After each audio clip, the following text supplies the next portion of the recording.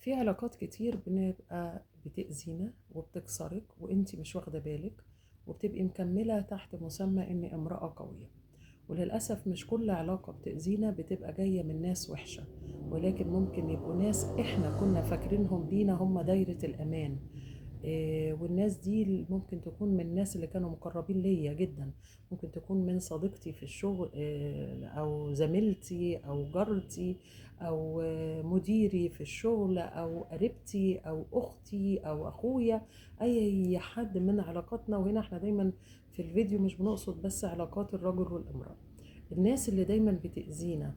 وللأسف كل الستات بيبقوا مكملين في العلاقات دي تحت مسمى التعاطف، او ان انا هقدر اغير، او الاحتواء. ودايما ببقى شغالة تحت مسمى انا لازم احتوي، انا الكبيرة اللي انا هقدر احتويها، او انا هقدر، انا متعاطفة معاها، اصلا انا ما اقدرش اخسرها. فبنبتدي بنفضل مكملين. خليكي معايا في الفيديو دوت عشان احنا هنتكلم عن الشخصيات اللي بتتعبنا دي، اللي هي الشخصيات المؤذية. ازاي نتعامل معاهم، نعرفهم ازاي ان هي شخصيات مؤذية، ازاي نقول لا لاي تعامل بيأذيني، وهقول لا زي ما كنا اتكلمنا في الفيديو اللي موجود قبل كده، ان احنا بنتعلم نقول لا بكل احترام. انا هقول لا لان انا شخصية واعية، انا شخصية محترمة، انا لازم اقول لا عشان حماية نفسي، بس بشياكة وباحترام وبحدود، لا هأذيها ولا هأذي نفسي. فخليكي معايا يا ست الكل، كملي معايا الفيديو، وما تنسوش اشتراك في القناة ولايك للفيديو. وتعالوا نعرف أول حاجة مين هي الشخصيات المؤذية. الشخصية المؤذية هي الشخصية اللي دايما بتلعب على عدم استقرارك النفسي. الشخصية المؤذية هي اللي ما بيهمها زعلك، اللي هي مهما كنت زعلانة هي مش بيفرق معاها، بالعكس ده هي بتبقى دايما في أي موضوع لو اتناقشتوا فيه هي دايما هتطلعك انت اللي غلطانة، وعايزة حضرتك انت اللي تيجي تعتذري. الشخصية المؤذية هي اللي هتبتدي ان هي تهينك، وتبتدي تقولك كلمات بتضايقك تحت مسمى احنا بنهزر. وتلاقي تقولك انت زعلتي ليه، ده احنا بنهزر، هو انت على طول بتتضايقي. ودايما تقولك ايه، اصل انت شخصية حساسة، انت بس اللي حساسة زيادة عن اللزوم، احنا ما بنقصدش حاجة. هي دي شخصية مؤذية، دي شخصية بتأذيني. الشخصية المؤذية هي اللي دايما مش بيهمها راحتك النفسية، مش بيهمها إيه علاقتك بيها تبقى شكلها ايه، مش بيهمها غير ان هي تبقى هي بس مبسوطه. بالعكس ده انت ممكن تنامي ليالي وتقضي ايام زعلانه وبتفكري وشايله منها ومتضايقه وصعبانه عليكي نفسك، وهي ولا هي هنا. يبقى الشخصيه المؤذيه دي انا تعبتني، ولو انا فضلت مكمله انا اللي هتعب. طب ايه اللي هيحصل؟ هتلاقي دايما الشخصيه المؤذيه دي بتلاقيها ان هي بتبقى دايما ضغطه عليكي، دايما بتقلل منك. ولو انا علاقتي بيها ابتدت تكمل وصبرت كتير وما ابتديتش احط حدود وكملت، هيحصل الخطر، وهيحصل لحضرتك خطر كبير. ايه هو الخطر؟ اول حاجة هتلاقي نفسك دايما بتقعدي تسألي نفسك، ما يمكن انا اللي غلطانة، ما يمكن فعلا هي كلامها صح وانا اللي شخصيتي حساسة، اصل انا كبرت المواضيع، لا هو انا غلطت ان انا ما رحتش اعتذرت. وتعيشي دايما في دايرة اللوم لنفسك، ان انت دايما اللي غلطانة، وانت دايما اللي يعني انت دايما اللي مقصره في حقها، وانت اللي المفروض تروحي تشوفي مالها وتعتذري لها. حتى لو هي قالت بعض الكلمات وبعض الالفاظ اللي تهني بيها فده مش مشكله، مثلا لازم استحملها، احنا اصحاب، اصلا لازم استحملها، ده احنا وشينا في وش بعض كل يوم في الشغل، اصلا لازم استحملها عشان العشره، اصل دي قريبتي، اصل دي مش عارف ايه، اصل دي ونبتدي نحط بعض المبررات. واحنا دايما ستات كتير قوي زي ما قلنا بتتبع هذا الاسلوب بدون قصد، هي ما بتقصدش، هي مش بتبقى قصدا انها تهين نفسها، ولا هي بتبقى قصدا انها تقلل من قيمتها، بس هي دايما بيبقى تحت مسمى الاحتواء، الاحترام، هقدر اغير.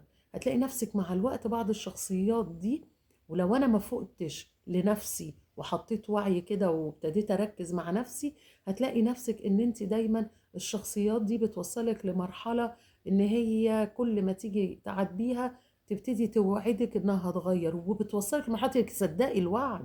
خلي بالك، فنبتدي نصدق الوعود في التغيير، والوعود في التغيير دي مش هتحصل، لان ما ينفعش انا افضل عايشة اذي نفسي واذي حياتي النفسية واذي روحي على امل ان الشخصيه اللي قدامي هتتغير.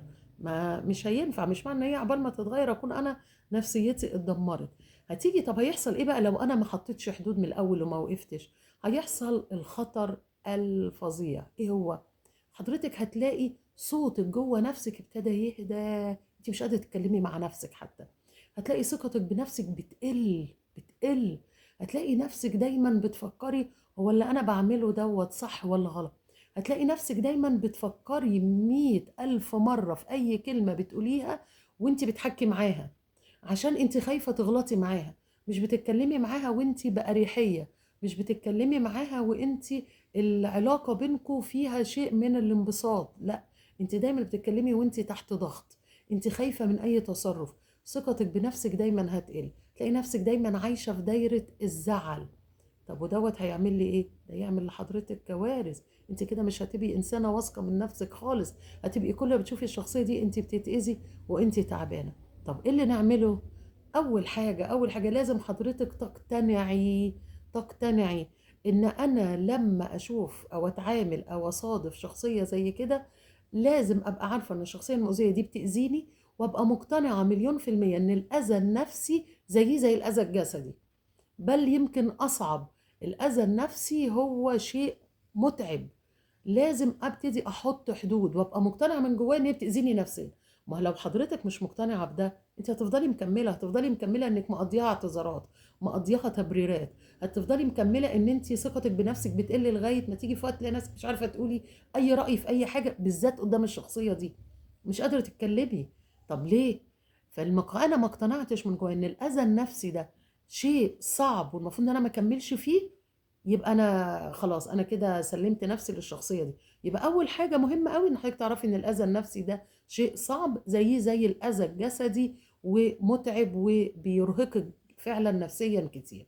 والارهاق النفسي على فكره من ضمن بعد كده بتلاقي نفسك بسببه بتبتدي تتعرضي لبعض الامراض الجسديه، وانك تبقي تعبانه واشياء من هذا القبيل. طبعا الطب هو هتلاقيه دايما بيكلمنا فيه، واوقات كتير كلنا كنا بنتعب وتروحي الدكتور يقولك انت عضويا ما فيش حاجه، بس في جزء نفسي، شويه قلق، شويه توتر، شويه تعب، فده بيسبب لنا بعض الالتهابات في جسمنا، او اي شيء من الامراض زي القولون، زي التعب او.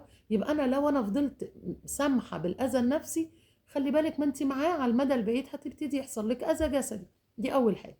تاني حاجه لازم احط حدود للعلاقه. لازم ابقى عارفه ان مهم قوي قوي قوي احط حدود للعلاقه. طب احط الحدود ازاي؟ ان لما يبتدي يتم معايا تلفظ باي لفظ او اهانه او كلمه تحت مسمى هزار، كلمه تحت مسمى احنا اخوات وقاعدين قاعده حلوه فاحنا بنهرج، ابتدي اعرف اقول لا. واحنا قبل كده قلنا في الفيديو اللي قبل كده ازاي نعرف نقول لا. ابتدي اقول لها لو سمحتي انا الكلام دوت مش بحبه، انا الطريقه دي مش بستحملها، ما ينفعش نتكلم بالطريقه دي. ابتدي احط حدود. وخلي بالك حدودك في العلاقة دي اللي حضرتك بتحطيها دي ما هياش فيها أنانية، وما فياش فيها قسوة، انت بتحمي نفسك باحترام، بوعي. احنا بنقول نحط الحدود باحترام وبوعي.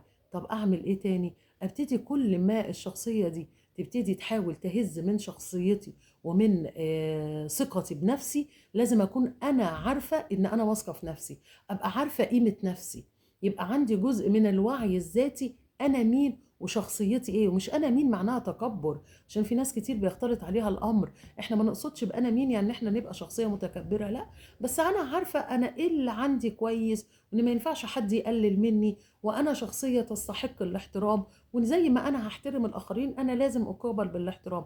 اي علاقه مش هيكون فيها احترام ملهاش لازمه، مش هتكمل، بلاش منها لانها هتتعبي. لازم تكوني دايما عارفة ان انت تختاري صوتك انت يكون عالي، تختاري راحتك النفسية، تختاري حياتك انت، تختاري هدوءك النفسي عشان تبتدي تقللي من التعامل مع الشخصيات المؤذية. خليكم معايا في الفيديو الجاي ان شاء الله، هنبتدي نعرف ازاي ننسحب من هذه الشخصيات ونتعافى من علاقتنا او من اي اذى هم عملوه معانا، وبوعي ذاتي. ما تنسوش اشتراك في القناة ولايك للفيديو. ومعاكم نرمين صفوت، وإيد في إيد دايما تبقى حياتنا أفضل.